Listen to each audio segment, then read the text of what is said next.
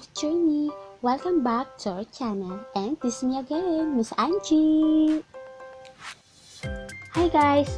Bali guys, before po tayo magpatuloy, let's do a recap po muna. Nung nakaraang video po natin, which is Rules of Consonants, lesson number 5, part 3, which is ito po, makikita nyo po ngayon sa inyong screen. Okay?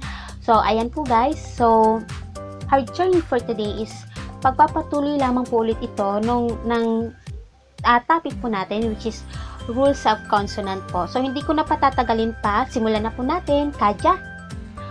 Rules of Consonants, lesson number 5, part 4. Number 8. Silent or letter NG. Guys, ang alphabet na ito, ang tawag dito is iyong. Okay, uulitin ko po, ang alphabet na ito, ang tawag po dito is iyong. Then guys, when this alphabet is in the initial position, this alphabet is filler with no sound value. Okay? Ibig kong sabihin guys, kapag ang alphabet na ito is nasa unahang position po ng isang Korean word, ito po is isang filler, which is no sound value po siya. Okay? Ibig sabihin, hindi na kailangang basahin pa. Wala pong pagbasa sa alphabet na ito kapag ito is nasa unahang position po ng isang Korean word. Okay po? So, for example po, a, ya, yu, yo. Okay po? So guys, when this alphabet naman po is in the final position, this alphabet is pronounced as letter NG sound. Okay? Ibig sabihin guys, kapag ang alphabet na ito is nasa huling position po ng isang Korean word, letter NG sounds naman po yung pagbigkas dito. Okay po? For example po, unheng. Unheng. Meaning po is bank. Romanization, unheng. Okay? Gongjang. Gongjang. Ibig pong sabihin is factory, romanization, gongjang. Okay po? Then, for last example naman po is gonghang. Gonghang. Meaning po is airport. Then, romanization, gonghang.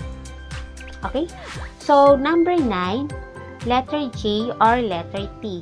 When this alphabet po is in the initial position and medial position, this kind of alphabet is sound as letter J sounds. Okay po? So guys, kapag ang alphabet na ito is nakita nyo naman po sa unahang posisyon at sa gitnang posisyon po ng isang Korean word, letter J sounds po yung pagbigkas dito. Okay po? For example po, jeep.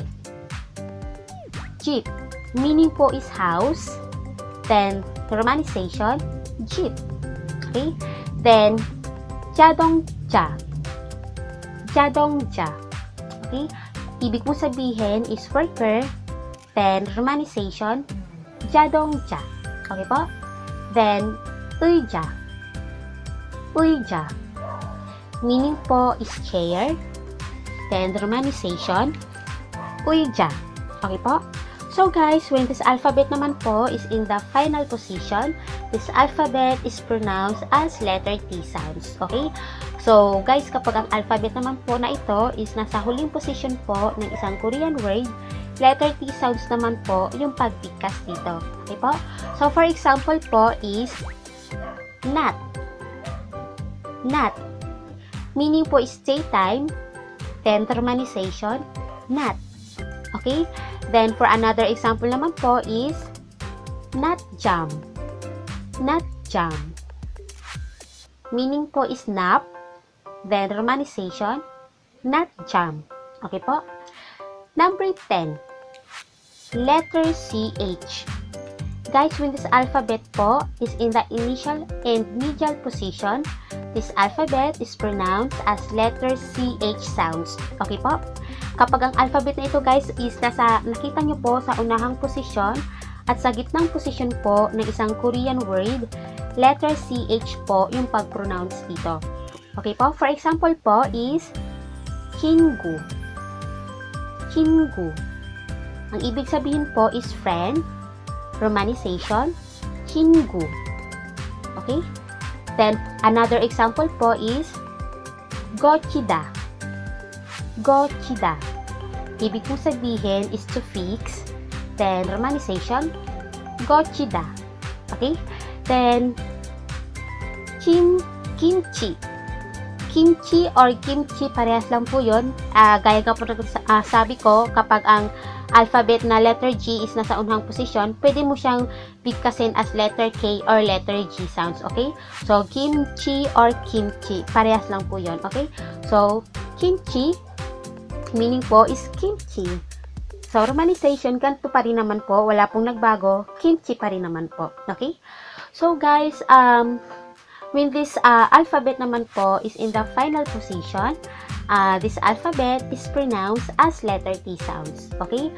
Ibig sabihin, guys, kapag ang alphabet na ito is nakita nyo naman po sa huling position po ng isang Korean word, letter T sounds po yung pagbigkas dito. Okay? So, for example po is chat. Chat. Ibig kong sabihin is to find. Romanization, chat. Another example po is caught. Caught. Ibig kong sabihin is flower. Romanization, caught. Okay? Number 11. Letter K. Guys, when this alphabet is in the any position is letter K sounds para naman po yung pagbigkas dito. Ibig sabihin, guys, ang alphabet na ito, wala po itong rules na sinusunod. Okay?